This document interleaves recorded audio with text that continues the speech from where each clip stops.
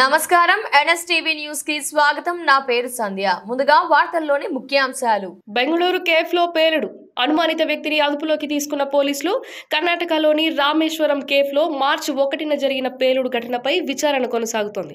మొదటిగా gas cylinder పేలినట్లు అధికారులు తెలిపారు. కానీ కేఫ్ లో గుర్తు తెలియని వ్యక్తి బ్యాగ్ లో బాంబు పెట్టడంతో పేలుడు జరిగిందని సర్కార్ తెలిపింది. బాంబు పెట్టిన వ్యక్తిని పోలీసులు అదుపులోకి తీసుకున్నారు. హోటల్ పరిసర ప్రాంతాల్లోని సీసీటీవీ ఫుటేజ్లను పోలీసులు స్వాధీనం చేసుకున్నారు.